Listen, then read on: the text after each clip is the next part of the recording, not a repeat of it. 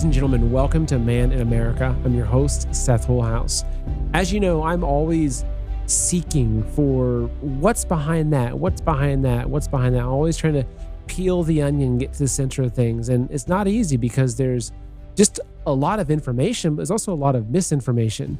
And so joining us today is a guest that's new to me. His name is Matt Ehret, and he's someone that I heard on a recent Mel K episode. And as I'm listening to this guy, I'm thinking, this guy's extremely, extremely intelligent and well-researched. And he's not just like that in one particular area. It seemed like world history, geopolitics, like the whole nine yards. And so anyway, I'm bringing him on the show just to ask him some of the big picture questions that I'm always trying to find out, like who's actually running the world? Who are we up against? Can we win?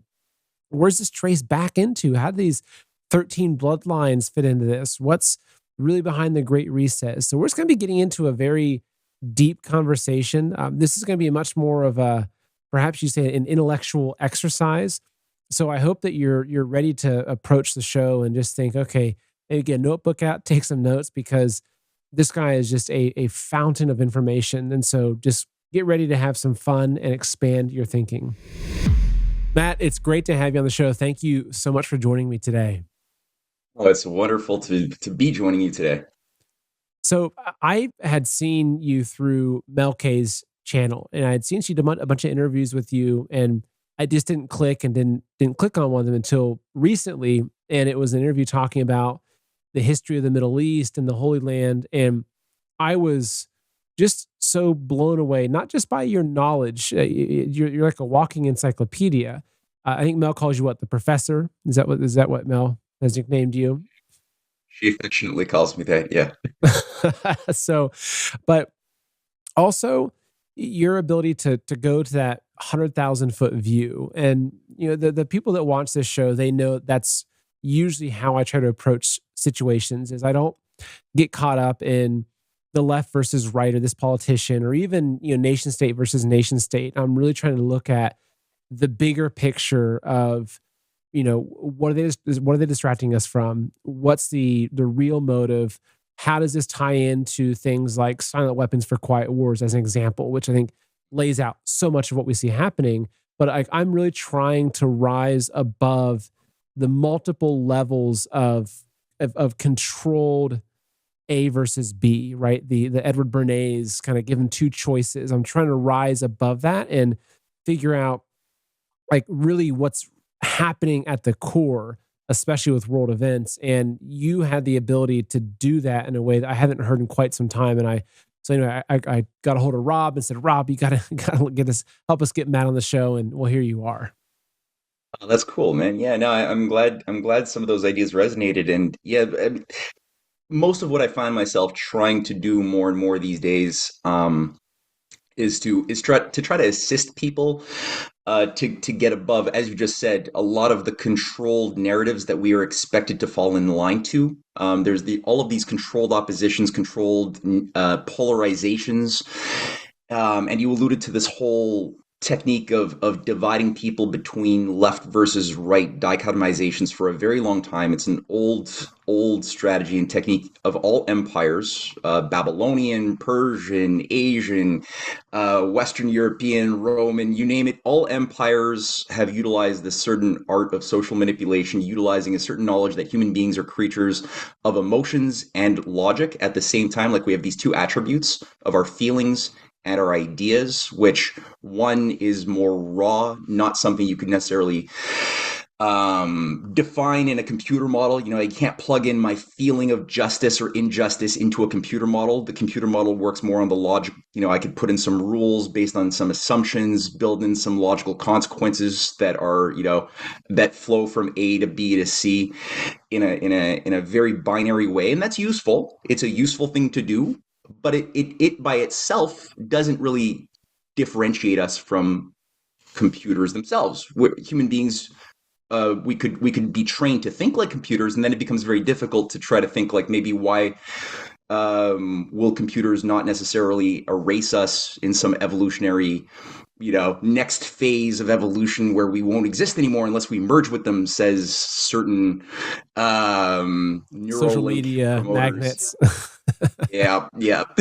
So all that to say, like if you look at the French Revolution, one of the ways it was because part of my research in history is trying to figure out why were things not worse than they were and also not better than they were. Things have unfolded in a certain way, and if you look at certain pregnant moments, they could have gone really bad but didn't, and at different moments they could have gotten much better but they didn't.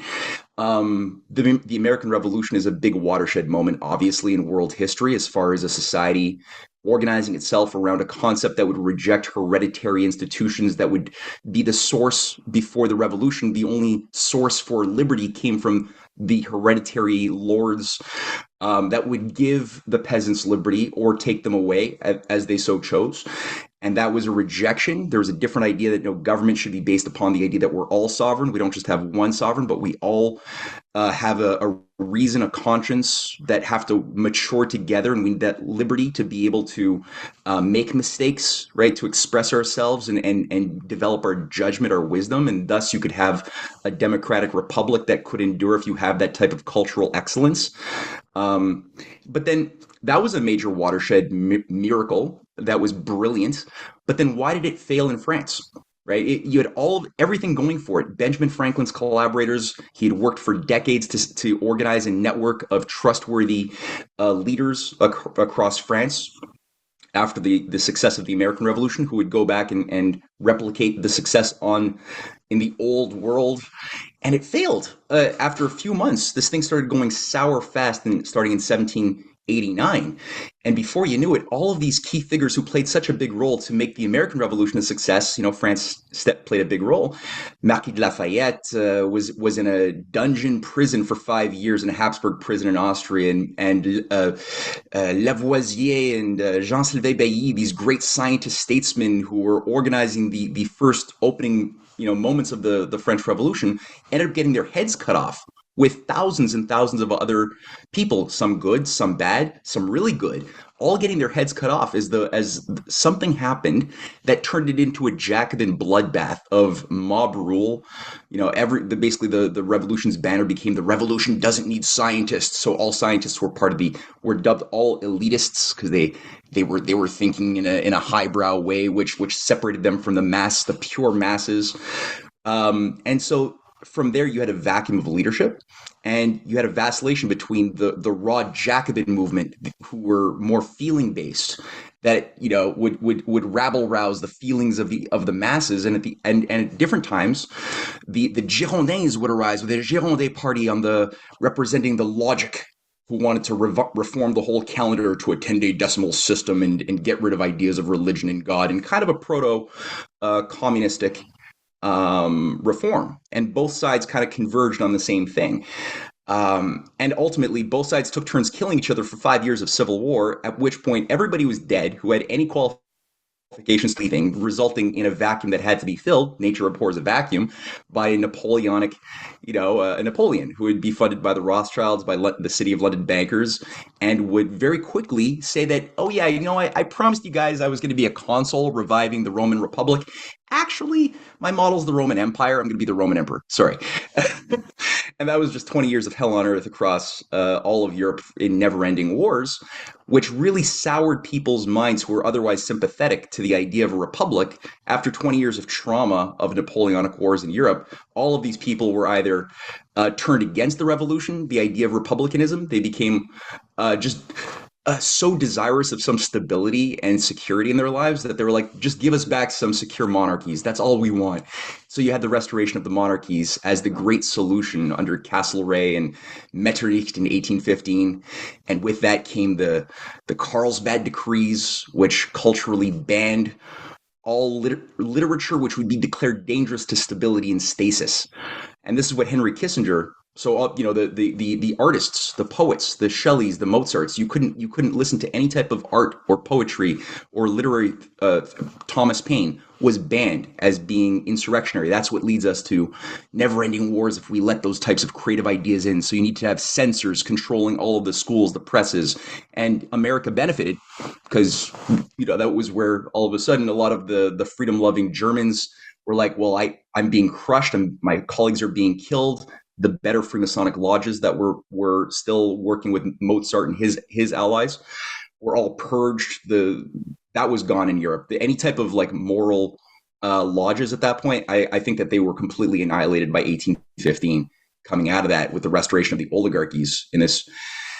And so, the better Germans came to America, the better Europeans came to America to get some sanctuary, and that was able to that was very useful for a young republic trying to figure out how to develop skill sets, build infrastructure, learn science. So the German, spirit we got the best of it, thankfully. And I say we, I'm Canadian, but the big we.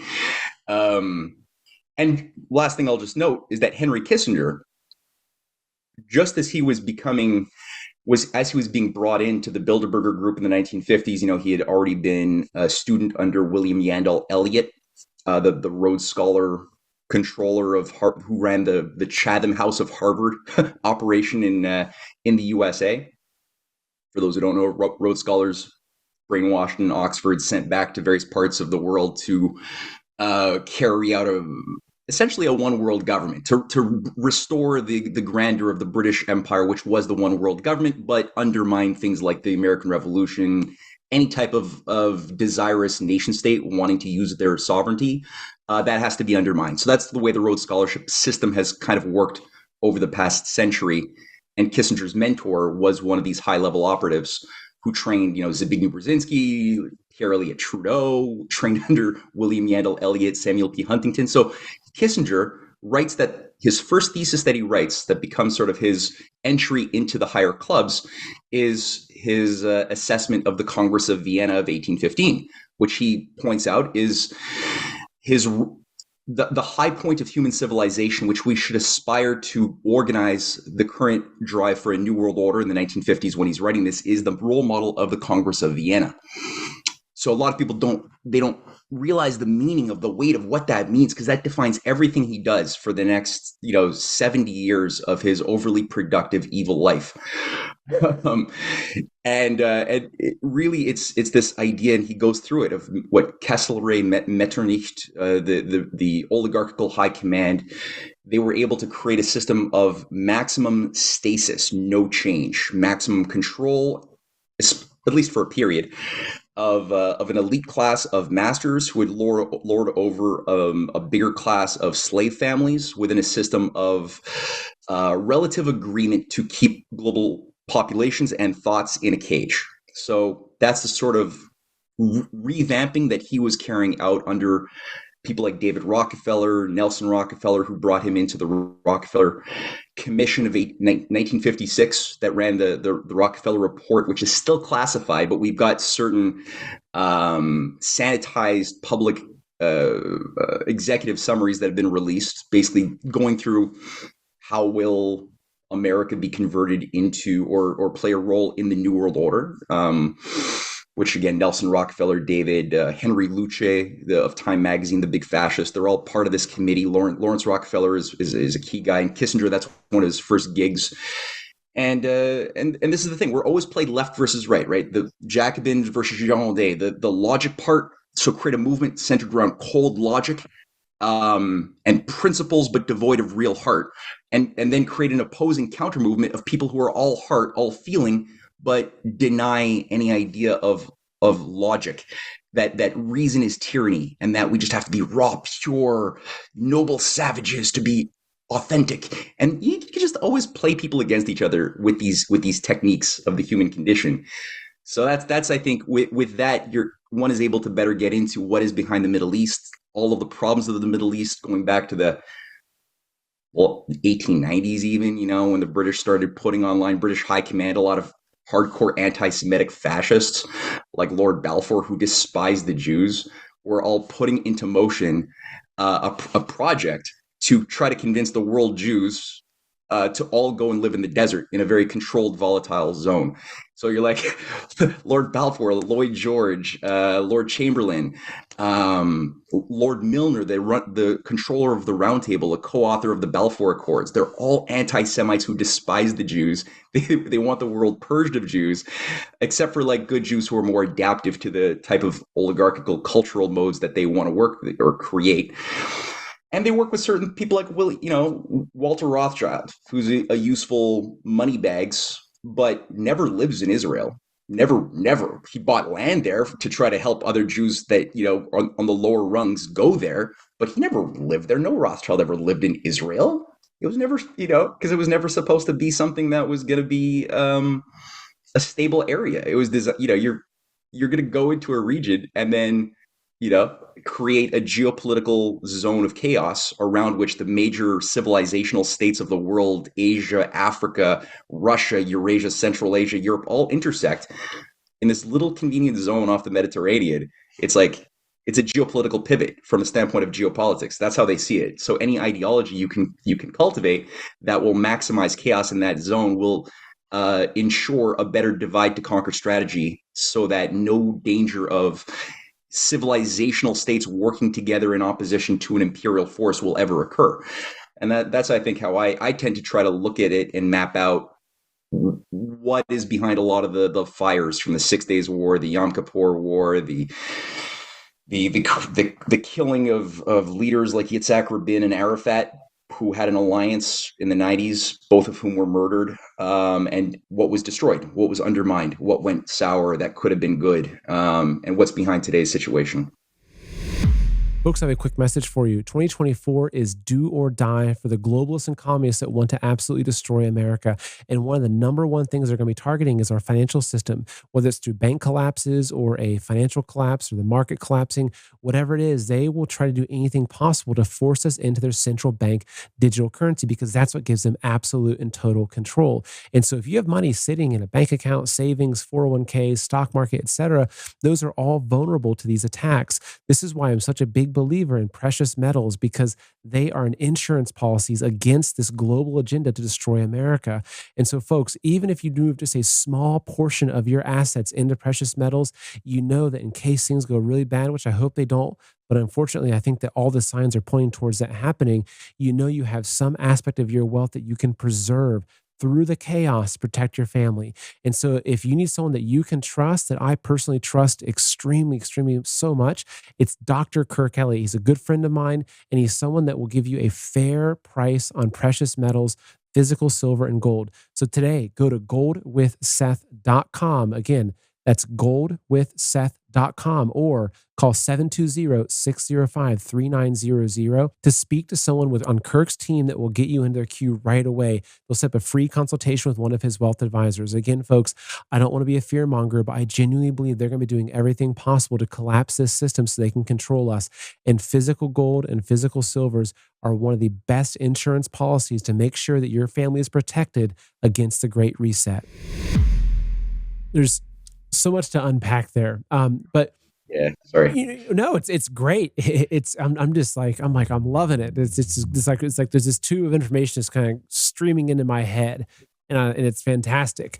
Now, before we get into the nuts and bolts of this, because I have a question that's really the ultimate bigger picture, right? Because as people journey down the truth of the path of waking up, whether it was 9/11 or whether it was COVID or the 2016 election or whatever it is that shook people, and they said, wait, like my government's trying to kill us. They control the media's lying, and they get into they start researching, okay, who is it? And everyone says, oh, it's Klaus Schwab, it's the WEF, it's the bloodlines, it's the Chinese, it's this, and it's the European banking cartel, it's the Rothschilds, there's all these different paths that, and I know it's not a crystal clear picture. I know it's not some hierarchical pyramid that's very organized and there's infighting and everything. But when we look around and you see the coordination of things like the pandemic as an example and the vaccine rollout, that was very, very centrally organized, and not just by the corporatocracy or the alphabet agencies or DARPA or IARPA or any of these other agencies. It went much deeper, it seemed. And so when you look at the world's stage today, and you see things like BRICS and China and Russia, and then them opposing the West, and you have these points like Ukraine, where you have Biden and our captured politicians here sending all this money to Ukraine, yet a lot of them are also controlled by China, which is also funding and backing up Russia in the Ukraine. And then you have, I mean, we'll get in the Middle East, but and then you have, Soros coming out and saying that Xi Jinping is one of the greatest threats to open societies in the world. Then you have state-run Chinese media saying that Soros is a son of Satan. Yet the WEF is also working with Xi Jinping, and you've also got these WEF events happening in Russia with the young communists. And like as you piece this together, it just gets so messy. And some people are very quick to say, "Oh, look, Putin is trying to destroy the deep state. He's trying to free us from this, and maybe he's teaming up with Xi, and maybe Trump's involved." And you have all these different messy narratives, and I'm just trying to make sense of it all. And a lot of my guests are having these conversations, but in your mind and through your research, does it get to some sort of very, very small group of a handful of individuals that are actually orchestrating almost everything that we see around the world? Yeah, kinda. In my analysis, yeah, I do sort of see this hierarchically managed, but not exactly. And I agree with you that there's not necessarily um, a coherence or a consensus in how this is going to unfold amongst the ruling. And I do see this as ultimately animated not by any ethnic group. And I caution anybody listening who have fallen into a place where they find themselves concluding that the source or causality of evil now and deep into our past can be rooted in something ethnic or genetic. If you're going down that path, I caution people to pull back and revisit their assumptions a little bit. I'm looking at this from the standpoint of epistemology, the logic of how ideas of or how knowledge emerges, both true knowledge and its counterfeit. Because you could make the true appear false, and you can make the false appear true using a mixture or a misuse of those things I mentioned regarding the rules of logic tied to emotions. There's a good use of both that should dance together in a mature human being. And then there's the misuse of either one that could also be used to create. We see this with this effect with sophistry, right? The emergence of sophistry in ancient Greece, how the demos was able to be converted into its own worst enemy through flowery language and the arts of rhetoricians that were targeted by truth lovers like Socrates and his student Plato and the Platonic Academy. They're trying to help people understand how are they being duped into thinking their self-destruction is their salvation, such that Athens was able to be, through the support of the people, it was the Democratic Party that voted to kill Socrates through drinking hemlock, right, as being a corrupter of the youth and somebody who is undermining the faith in the pantheon of gods that were, the center around which the priesthood at Delphi, the cult of Apollo at Delphi, the various core cults that organized intelligence, monetary proto-banking systems, managed the geopolitical operations of wars, because any general or king of ancient Athens or Persia or Sparta, or to know who do I make an alliance with, who do I go to war with, they would go to the oracle. They had that was what was expected of them, and pay a lot of money. So the oracle had the oracles of Delphi, the cult of Eleusis, had a ton of capital to then lend to. They also had a ton of intelligence because enemies would come to them, right, paying cash to say, what do I do?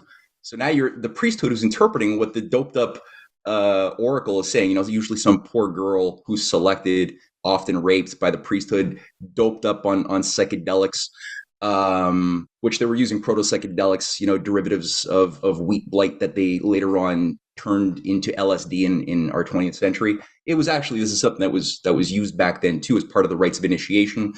But they would have these oracles doped up, blathering randomness out there into the whatever, and then the priest would then interpret what Apollo, who's actually a proto, before there was Christianity. Apollo was a proto Lucifer, the god of light, the god of the sun, also the god of destruction, who had a dark side.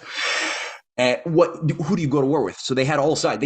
It controlled these networks controlled an international array of intelligence. This was intelligence, globally extended. So why am I saying all of this right now? The thing is, it was the demo. It was sophistry, is rhetoric that was transforming people into their own destruction. And I think, from my standpoint, I'm looking at, well, where did the good emerge in every civilization? When I look at world history, I try to study history. I try to take as much of it step back as possible to look, where did authentic goodness tend to emerge, and where did its subversion emerge in my study of Chinese history or Indian history, Egyptian history, Western European history, you name it. You could always find something universal about goodness and courage and freedom lovingness, which will tend to emerge and create measurable good things, increased Renaissance moments where all of a sudden you can find population growth skyrocketing, quality of life skyrocketing, usually accompanied with blossoming architecture, artistic, scientific revolutions. Usually these processes accompany an orientation towards peacemaking. War avoidance is the sort of thing you tend to find when these things emerge. And whenever the goodness is subverted, sometimes from outside forces, oftentimes from inside forces, there's usually a common way that happens, and that dark age processes start taking hold, and cultures start forgetting what they once knew, or what they took for granted, as they fall into corruption, decay, decadence, looking at your neighbor as something to either be afraid of or to steal from, instead of somebody to work with as a brother, even though they might have a different skin color or something, So and then you get wars, divide to conquer processes, and you'll usually find a wealth transfer into an oligarchical class or caste. Whenever these types of things occur, that enjoys getting the slaves to fight. So, in my view, there is a material component to the oligarchy that does tie into primarily the old families of Europe. Like, I'm talking here, like the old nobilities. Some of them are monarchs. Other ones just happen to be part of the lords and various noble families of Italy, especially some of whom can go back and trace their lineage back to like Emperor Julian, like the Orsini family, or Emperor Claudius. Many doges, many leading members of the Roman Senate of the Roman Empire are still have a direct continuity of leading families who are inheritors of what are called family fondies, the family trusts that sort of are what keep and maintain multi-generational traditions amongst these governing classes, which is unfortunate, because I think a lot of these children are highly abused and groomed to become broken of something human in order for them to become managers of the system that they were born into. It's kind of a sick thing. So I do see it that way, and they've developed certain necessary arts of infiltration and perversion of anything, whether it's the Christian matrix, the Muslim, the Jewish, anything that's an institution, religious or political. They will. They have certain techniques that I've already been alluding to that will be applied to turn it into its opposite, or bring out the worst elements of anything to destroy it from within, or at least use it for a period before destroying it for its benefit. Hey folks, I have a quick message for you. Thank you so much for watching and listening to this interview. I have one small request. If you're enjoying what you're listening to, could you please share this interview with one person, just one person? Because of censorship and shadow banning, it's so hard to get this content out to more people. And the only way we can really do it is when you help by sharing it. So if you like what you're listening to, hit pause, share it with one person. It helps so much. Thank you so much. And how many wars have been done in the name of Christ, right? The Crusades, where countless thousands were of innocents were murdered. Jews, Muslims, and Christian alike were all killed in never-ending wars for centuries for these crusades in the name of Christ. It didn't need to happen. It was done for geopolitical reasons, and if you were trying to find a purely religious reason for the crusades, you couldn't. You'd be limited. It wouldn't get you there. You'd have to look at who were the geopolitical leading cultists that created the Templars, that was so important for managing and shaping the crusades, which involves people like the Cistercian monk, or actually a guy who put like two popes into office, Bernard de Clairvaux, who was a leading ultramontanist who believed in effectively controlling the world under the form of a new Roman Empire or emperor, that would have both the control of the whole, and he saw that as the Pope. The papacy was the controller of the world in his mind, and whoever controls the papacy, the Pope, controls the world, which is where him and his little coterie of cultists, who, in my research, it seems like he's actually a follower, an inductee with his family. It's a high level oligarchical mercenary family that gave rise to this guy who created the Templars. He created the charter of what became the Templar Holy Knights that would then facilitate the Second and Third Crusade, as well as global banking. But he himself was part of the cult of Mithra. And even today, you have all of these like Mithraic cults, thousands of them in Egypt, in the Holy Land, in Europe, in England, often in caves. They sacrificed in caves, and it was the core cult of the Roman Praetorian Guard and the Roman legions. That was the cult that was brought in from Anatolia back in, even before Rome became an empire. It was brought in, but it became to be anybody with influence within the Roman military. You had to be an inductee through the 8 degrees of the cult of Mithra, which continued even after Christianity. It basically was rebranded a little bit to give it a bit of a Christian veneer, but there was always sort of secret Gnostic discoveries you would make along the way of the rites of initiation as you move up the chain. And so, you have to go there, because the whole thing was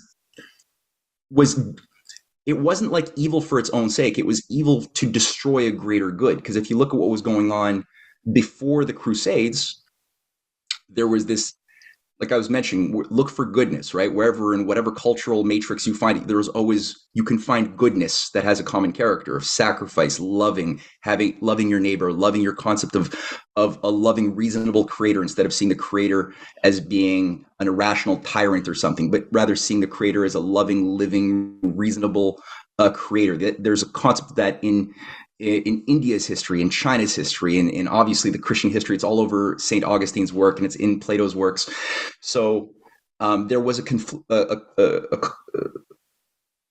beautiful process. And Melky and I, we just did a third show in this series going through this Jewish, Islamic, Christian, Chinese alliance of the 8th, 9th centuries, which saw Renaissance movements, measurable Renaissance movements of cathedral building, training of orphans to read, houses of wisdom in Baghdad, in Charlemagne's Europe, as well as in the revival of the Silk Road, which was being revived through the Tang Dynasty, that had a special, beautiful relationship as a point of bringing East-West trade, but also stories, poetry across these cultures through the Middle East, all the way into Europe, into Africa. And this had to come undone. And so there was so much effort to get what Samuel P. Huntington with Kissinger later on brought into being with Zbigniew in the 70s, this new clash of civilizations, get people to only see their neighbors as the other, that you have to be sort of you have to feel some sense of animosity towards the other. So you had Christians, again, like massacring Jews in the Rhineland during the Crusades. You had Christians killing Muslims. You had Muslims killing Christians. And all of this was being influenced by the same bankers who at this time went from Rome as their center of command. By this point, it was more Venice that became the center of command of the old families, the Fondis. But they had branches all the way through the various dynastic families, the Norman families, the Norman chivalry that were funded to take over Britain and purge Britain in the 11th century of their patriots. That Norman chivalry was a pagan class of of Vikings who worshipped rune myths, had a whole idea of child sacrifice, but that would masquerade under a slight Christian veneer. And this is what the Nazis were later created as a new synthetic cult by the same financiers who sort of like would migrate from one geographical location at different moments to another one. But they would maintain the same bloodlines. They would use the same techniques, slightly, obviously adapted to the times. And what were the Nazis? It was a black magic occult secret society under the Ariosophists and the Thule Society, which were doing sacrifices. They had a whole new Templar order around Hermann Goering and the the Wewelsburg Castle with the black sun of the occult being their core symbol, and they were all looking at like runes, reviving these Nordic Viking myths that they saw as pure pre-Christian goodness that they had to revive. So the whole thing was a revival of these pagan occult behavioral patterns, which is what the oligarchy has been trying to do, is just undermine. That's simply what they want to do. They want to bring back feudalism, undermine any type of faith in a monotheistic, reasonable, loving creator that tends to find expression very clearly in the Christian matrix, but also you find it in every Abrahamic faith. There are movements that see God not as a tyrant, but as a reasonable, loving God who we should act in that image. And every time we do that, things go pretty well for humans and go worse for the oligarchy. So that's how I look at today's situation today. I try to carry a lot of these lessons that I've dug up in my mind, and I try to keep them in my back pocket, and I try to look at, well, there's so much. There's no simple answer because there's no such thing as a sovereign nation state in the sort of popular way of a crystallized sovereign nation state making its own decisions. No, there's an international oligarchy with penetrations to varying degrees in every part of the world, and in some parts of the world we see configurations of statesmen who are trying to push back against it, and then in other places we see it having become more successful, as in the United States, at taking over the dead bodies of John F. Kennedy, Bobby Kennedy. It's much more ingrained in some ways, despite, I think, the authentic efforts being made by the non-neocon Republican movement, which I see as the only hope in the United States to survive, is through the non-neocon Republican movement, and maybe some Democrats were able to realize how they've been duped, who could maybe get some convergence. Without that, I don't see any hope for the U.S. or Canada. But the last thing on that point is Russia, China, India, everybody has been penetrated over many generations by what I define as being like the same cultic cult religions of the ancient times still exist, as I pointed out, both with watered down versions for the masses, but also slightly more condensed versions for those managers and managers of the managers. So you've got like different tranches of doctrine, but are effectively cultic, cultish, and they still exist, though they currently have more of a pseudoscientific veneer that's been caked in and really worked on over the last 100 years or so, especially. And we've seen it with the Rockefeller. What type of science did the Rockefeller Foundation start funding over a century ago? With the Carnegie Foundation, with the Josiah Macy Foundation, these various foundations run often by Eastern establishment bloodline families tied to the Cabots, the Lodges, the Lowells. These different groups that were founders of the Pilgrim Society. Right when McKinley was assassinated, you had the Pilgrim Society in 1902. Set up by these Eastern establishment, what they call the Boston Brahmins, these families that saw themselves as the untouchable, or not untouchable, the pure Brahmins of the higher caste, and they created the Pilgrim Society to encourage exactly what it says. And Kissinger is a leading figure in the Pilgrim Society even today, which is create an Anglo-American special relationship to consolidate world affairs under this Anglo-American divine heritage or whatever, to co-manage the world. That was anti-American, always was treacherous, and it could only occur over the dead body of a McKinley, who had to be killed to make that thing happen. But these creatures started funding through their foundations as philanthropic cover groups certain sciences that would be favorable to shaping a more pliable society for the masses, but also a managerial elite in the professional class, the technocrats who would be assigned a role, even without them fully understanding it, that would be managers of something anti-human. And we saw it in the medical sciences that were funded, the genetic sciences, eugenics got its rise entirely by these money bags. A lot of things, even the quantum mechanics if you look at it, even the growth of the derailment of the type of discoveries that were being made by real scientists like Max Planck and Einstein and Madame Curie and these great scientists who were making real discoveries into the nature of the universe and translating that into new technologies and ways for us to live better and more in harmony with God's creation.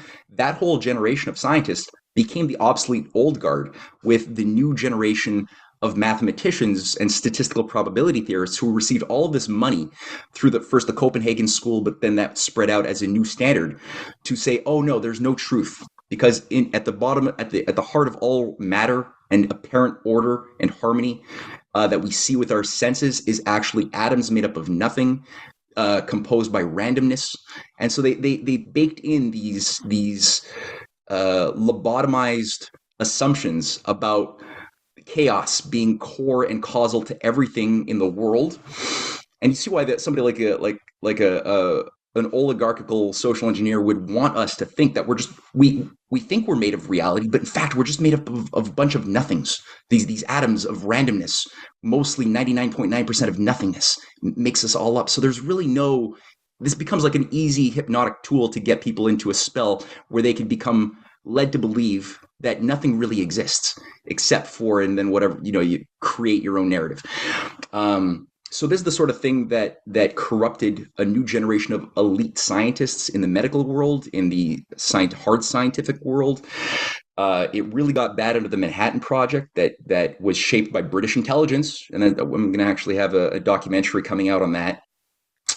And the creation of new standards and norms that we all had to adapt our minds to if we wanted to be a respected climatologist. You had to accept certain assumptions. And so the field that was generated as a new science of all sciences out of World War II, it was known as cybernetics, the science of controls. Folks, I have a quick message for you. Look, the 2024 election is do or die for the globalists and communists that have infiltrated our country and are currently running it.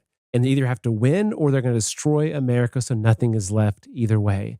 And if you're the person that's watching this show and following this information, unfortunately, you have the weight on your shoulders of making sure that your family is prepared, especially as we head into this next year and this next election cycle, because unfortunately, I think it's going to get rough.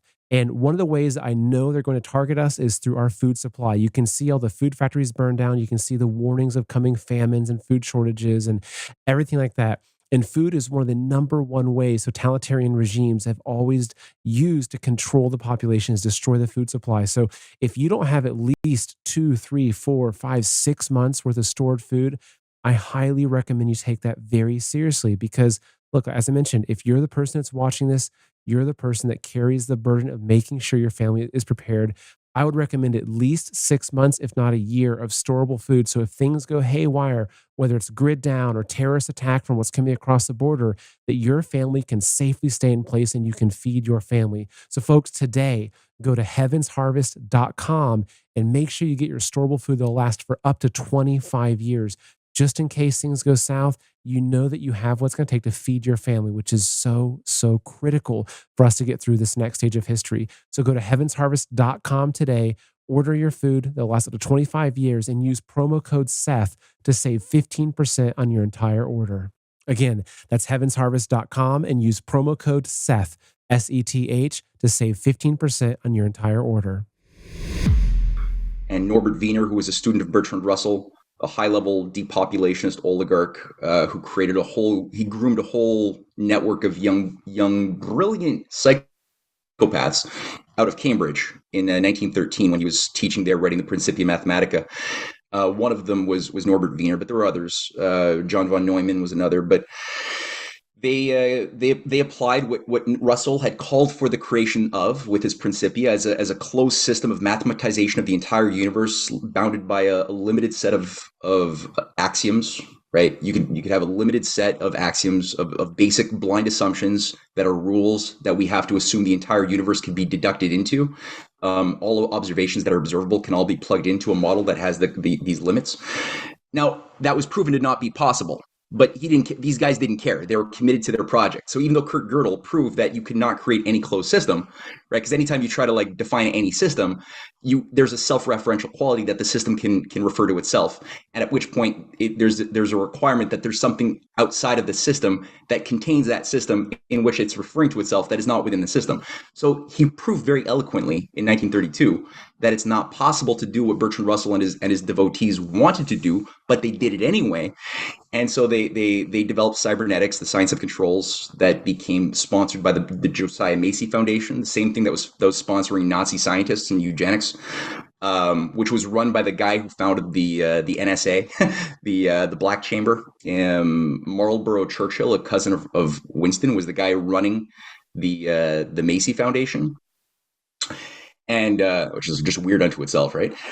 And this becomes the basis of the Five Eyes, the NSA that he created, that he ran for like 20 years. The Macy Foundation creates the Macy Foundation Conferences on Cybernetics. This is what creates the structure around which MK Ultra would be created.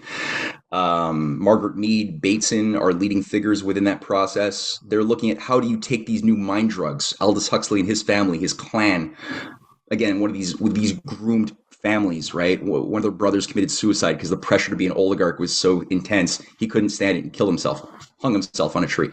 Matthew Huxley, the other two did their jobs and developed the iron stomachs that they needed to. But this became what was used cybernetics to reform the new OECD. This became the basis of NATO's entire system. It became the basis of RAND Corps, as RAND Corps was created to now start a new type of scientific policy making around computer modeling. And that was created, again, overseen by the CIA, brought in to the United States to shape everything from economic policy, foreign military policy, whether we build up our nuclear warheads, how do we interpret Russia's intentions. It's all based on computer modeling, because computers are so much more superior to the fallible human minds that are contaminated with feelings. No, computers are science. So that became RAND Corps. That's what JFK tried to fight against, because if we went with the RAND Corps view of things, we would have been in a nuclear war over the Cuban Missile Crisis, and all of the Joint Chiefs were thinking along the lines of RAND. That's what JFK and his brother were fighting against. The same thing was brought in to Russia, even though cybernetics had been banned. As a bourgeoisie corrupting science that denied human freedom. The moment Stalin was dead, it became rehabilitated. It was brought in every level of scientific practice and governing practice in Russia. Khrushchev gave a speech in 1960 saying that cybernetics is now the centerpiece around which all Soviet administration will be built. So this created and groomed a whole class of cybernetics experts who became administrators. They then groomed and so it's sort of a pagan cult, but masquerading as science. And it has a force unto itself, because the people who tend to be within, who are groomed to adopt a worldview and a cosmology and a self-identity based around a cybernetic set of assumptions, they lose something human. They become something you're very concerned with. If you're a human being with political influence who has to now deal with these networks and these nests that were there already before you attain political power, you can't just come out and say, like Alexander, or not Alexander, Akhenaten, right? Great example. Go back to history. Akhenaten was an Egyptian leader who didn't get it. He messed up. Why did he mess up? He was a good guy. All evidence shows he was a really good guy. Lived around the time a little bit before Moses. He was a monotheist. He tried to overthrow all of the pagan polytheistic deities of the Egyptian priesthood way too fast. He was like, no, this is immoral. There's one God, one Lord. He's a moral, reasonable Lord, and I'm going to assert that truth and make enemies with the entire priesthood, military class, legions of soldiers of Egypt. I'm going to build a new capital far removed so we can get away from the corruption of the old capital. And it lasted for like him and Nefertiti. They tried. The arts were beautiful in their period. You could see that there's something really special, even though there was efforts to smudge them out of history. We only discovered that Akhenaten existed like a century ago. He was wiped out of memory for over 2,500 years. But he moved too fast. He didn't know how to play the game.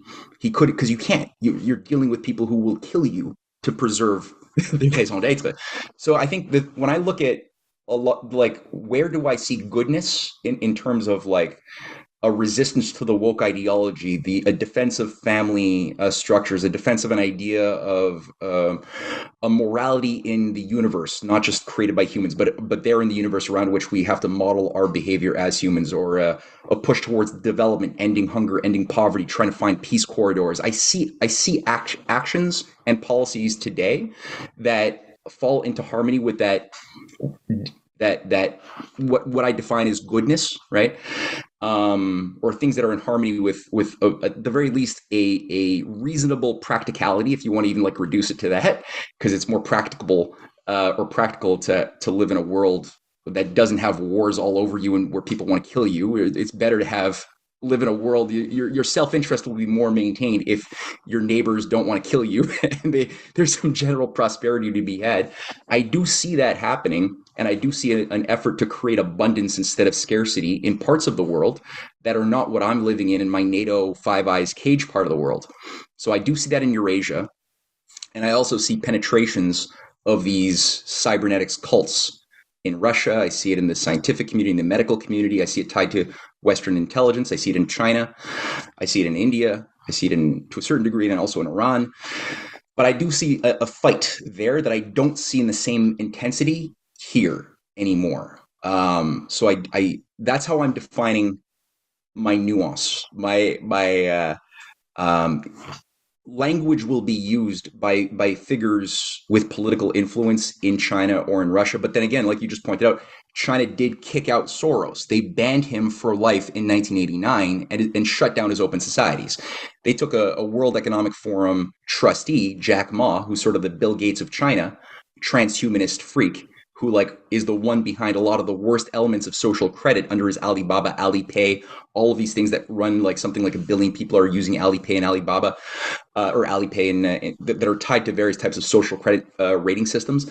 They took this transhumanist Bill Gates World Economic Forum freak, and they, as he was calling for essentially a banking coup in China, in Beijing, it was in Shanghai in 2020. They actually did something about it. They took that guy down. They stripped him of his. They did. You could teach high school. You could keep your money. You could live in your mansion, but you can't do anything except teach high school. And even then, they shut down his university. He had like a Soros University thing to train new technocrats, like what Soros did with his his new Institute for Economic Policy and his Soros University that's been created in the West. They had something like that in China. They took it down. They shut it down, fired the teachers. So I'm seeing like a fight, and I don't see a similar kind of fight being waged here so much from institutions. I see it from the people. I see it from people trying to get power, who I hope will, but I don't see it so much from the. But I do see a lot of narratives being created to convince us either that we can reduce all or simplify all of that complexity, ignore all the nuance, and just find it a nice, clean enemy image in the same thing that worked in the Cold War to keep us very much controlled by the oligarchy, which is, the old Kremlin, Beijing, commie boogeyman are always there, and we never dealt with that trauma. We were given that every day, the baby boomers, every single day from the 50s all the way on to the collapse of the Soviet Union. That's a lot of unresolved trauma that just went underground into their subconscious, and the spell makers are able to they know where to push to just bring it all back to the surface. Similar lines of stories are being created by the new Hoovers, the new Freemasonic, Southern right operatives that are running today's FBI, just like they were running back then. Christopher Wray is coming out saying, we've heard that Iran has got a plan to kill and assassinate our heads of state in America. It's like, okay, where's the evidence of that? We're patriots. We're the FBI. Why would we lie? And it's like the Cold War. I mean, you killed Martin Luther King, didn't you? I feel like so you got this whole thing, and so that's how I try to like bring people to at least entertain that top-down approach to analyzing the patterns and the fight today. Wow. So Here's my kind of simplified summary of this. So it seems like you had these power structures that existed back in Roman times, and probably even that time, were already generations and generations old, and that basically that these lineages, these bloodlines, have through secret societies and through staying hidden and through mastering the ability to cloak and to infiltrate and kind of take over organizations and in different industries, whether it's any kind of collective group thought, like a religion or an organization or a system that was they could control and manipulate, and that so over the years they've been controlling and manipulating and maintaining their power, but also gaining control over the financial systems and using that as a way to maintain their power.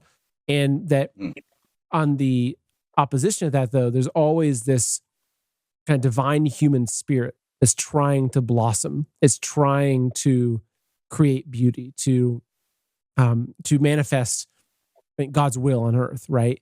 And so you have these periods throughout history where that emerged and it blossomed, and maybe that was a period where the oligarchs had less control, or they didn't control the beginning of it and it grew a little bit too big, and then they had to go in and destroy it, right? And so, and these oligarchs have always used war as a tool to redraw boundaries, to basically to shake up any country that is getting too strong outside of their control. They've used wars, and like that's what kind of takes us to where we are today. And I feel like, gosh, we're coming up on an hour here, and I feel like we've only just started, so we'll certainly have to do more of these interviews. I guess as one kind of final question, just for you as we wrap up, and we're certainly going to be doing part 2, 3, 4, 5. There's I mean, we could talk about a lot, right? Yeah. Yeah.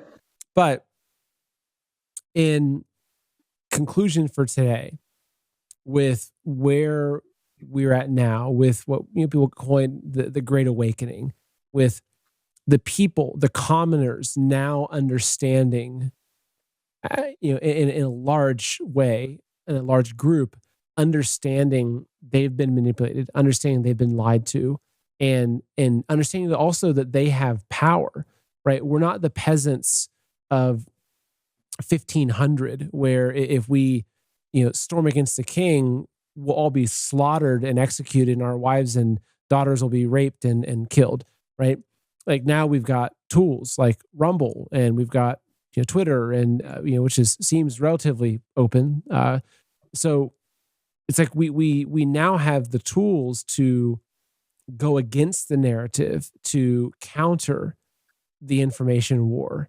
And so the question I'm getting to is that, do you see that we're at an inflection point in history where the people, the individuals, you and I, that we are now at a place where we can overthrow this global oligarchy? Yes, I do see that, and I do believe that this is possible and necessary. And anything which is both possible and necessary must happen. It doesn't mean it will happen, because people don't have to do what's popular and possible and necessary. We have free will, and that means we have the will to be stupid. However, the toleration of stupidity at this point has we've used it all up. There's no more tolerance to stupidity cards we can still play at this stage of crisis. So we got a systemic meltdown. It's been a long time coming. It didn't start in a couple of years ago. It didn't start with Obama. It didn't start with Bill Clinton. It didn't start with Reagan. This has been a process, a slow self-annihilation as far as atrophying our infrastructure, outsourcing our industry, going for myopic, momentary speculation and profit instead of thinking about what are we creating for the next generation, as far as what defines our standard of what capitalism should be as an industrial capitalism, which we used to have, but we forgot how to do it. Now we're in speculation, I'm a consumer, so I'm a good citizen type of capitalism. That was never meant to be sustainable. So now we got a bubble economy. The bubbles are popping. Okay, so the bubbles are popping. The banks are collapsing. They want to take us down with them. So looking at our history, we've been in similar, not the exact same, but similar situations with the Great Depression. We've seen this in other cases as well. There have been things that have been able to be wielded as far as the power of the national or the sovereign nation state and the power of the Constitution, especially in the United States, which has been uniquely powerful at counteracting the influence of the oligarchy's drive to kill us and enslave us under feudalism. It's not like it's something that they've just started doing now. It's been an ongoing intention and a desire over many generations, really even the second the American Revolution was over. The intention to undermine the revolution and the republic from within was always an animating force behind every action that was taken for the bad in America's history. There's always been this fifth column built up, baked into the US through loyalists to the British Empire who acted like patriots, but always created institutions that would serve as destructive influences to undermine the sovereignty of the US and the excellence, the moral excellence of the people.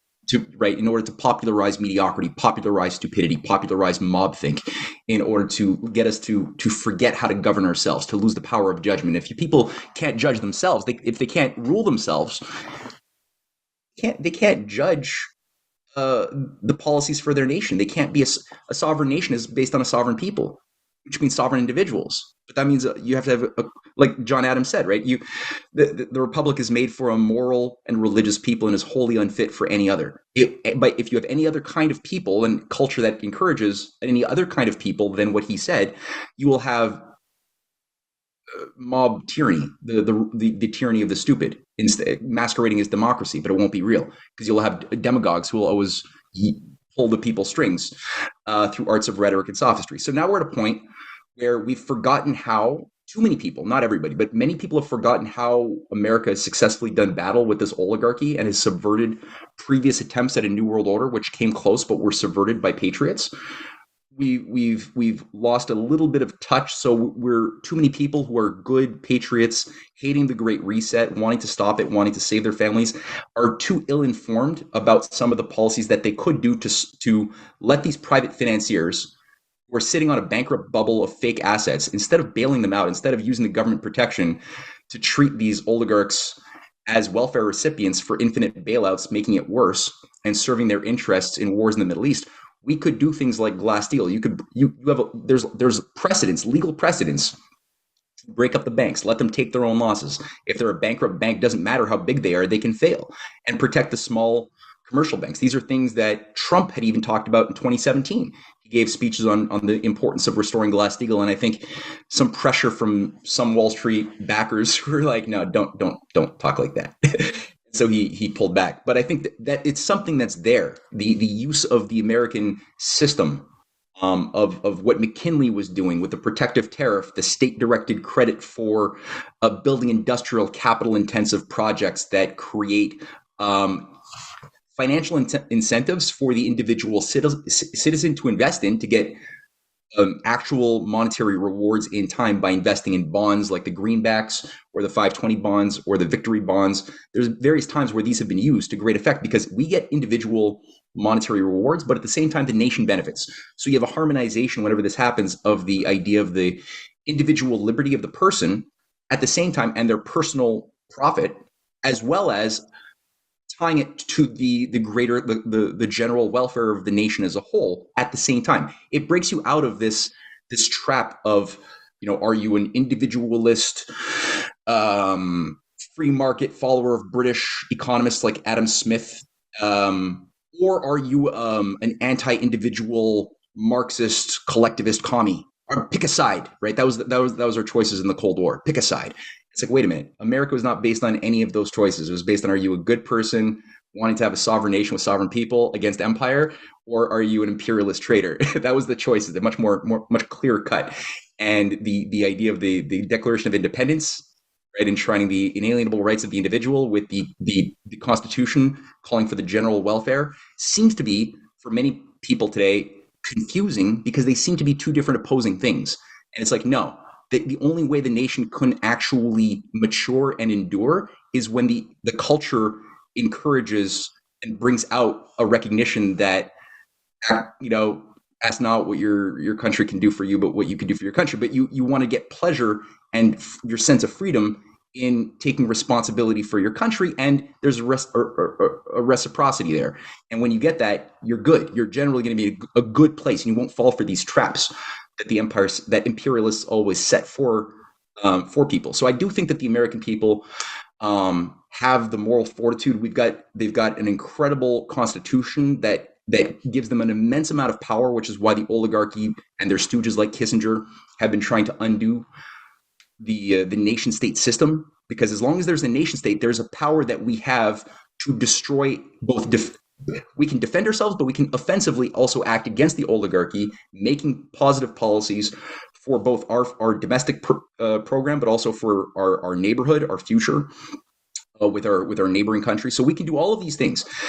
And I'm just hoping that people are able to, I don't see enough of a coherence I see what people don't want as far as the Great Reset, and we should be having marches against the Great Reset, not just, blame, there's marches all over the world about, I want to blame Israel for everything, or I want to blame Hamas and Palestinian terrorists for everything.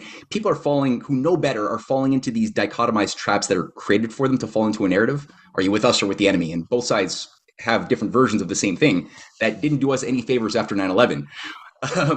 And so I think if we could just focus on the real issue, that there is a depopulation agenda, there is an agenda to undo the American and every nation's sovereignty under a new global collectivist system that would make it more easy to create scarcity, to contract the world population. Just hold those basic facts in mind, and then look at, well, what do we need to do? We need to, the banking system is going to blow up. That's going to set in a chain reaction that will create total chaos, at which point a lot of the freedom that we currently have to use these platforms is going to go away. So we have a window of opportunity. Certain things have worked in the past. The oligarchy is afraid of them. We should do more of what the oligarchy is afraid of. If that means, I mentioned a few things. There's other things like that. Obviously, World War III is a serious one. There's all sorts of mutual security agreements that are signed on both sides that could be triggered, that could get out of hand. The oligarchy doesn't necessarily control all those outcomes. They've taken a genie out of the bottle. There's a bit of a gamble that they can control the wars that they're about to unleash and then put the genie back in the bottle. Sometimes they've been able to do it. Now we have nuclear bombs all over the world. Not the same formula that worked for thousands of years. It's a different ballgame. And I think that's why I get a little perverse joy watching some of the signs of interceding conflict amongst various factions within the oligarchy. There's not a coherence of consensus amongst the oligarchical class today about what exactly should be done. I'm seeing a lot of infighting, signs of infighting. I'm not there for the secret club meetings, but you could see it, right? So I do get some pleasure in a certain sense in that, and I do get a certain amount of, and I'll end it here. I know I'm rambling, but I do get a certain amount of melancholy is not the right word, but I do get a certain amount of hope by the fact that I do see a fight against very powerful evil operations within Eurasian countries, especially, that have, I'm convinced. I mean, people could write to me and tell me why I'm wrong, but I'm pretty persuaded that I see an authentic fight going on that's not simply controlled opposition against the depopulation death cultists. That is something we could work with if we wanted to, and I think it would be preferable if we were trying to do things that involved collaborating with those who were also fighting the death cult, using the power of the nation state to do that, instead of just trying to find oversimplistic blames that make us happy with whatever prejudice we might otherwise have that we didn't examine, that reduces our efficiency at defending our families. I'll stop it there, I think, because I could ramble on and I could. No, it's great, and I was gonna say that we should do an episode just on the infighting of the oligarchies, right? And looking at, and that's a great topic. But unfortunately, I've got a little bit of a hard cutoff. So otherwise we could just keep going, which, we'll have to do this again. I want to bring up your main website, CanadianPatriot.org. Is this the best place people can follow you and what you're doing, Matt? Yeah, that's a great spot. And our new episode one of an 8-part documentary series on the hidden hand behind UFOs, lifting the veil, going back to ancient cult structures of ancient pagan Rome, Babylon. It plays a big role in that first episode. So that's going to be a new series. A lot of videos are there. Our books are there. My wife and I co-manage the site. We both are authors of many books, and you can find them all over that website. And we also have risingtidefoundation.net as a little bit more of a cultural, educational website. So that's another one people could play around with. Well, Matt, as our first show together, it was a lot of fun. I can't wait to have more of these discussions and just dive in. So thanks again for coming on. Thank you for what you're doing, and I look forward to next time. Me too. All right, it's a pleasure. Okay, take care.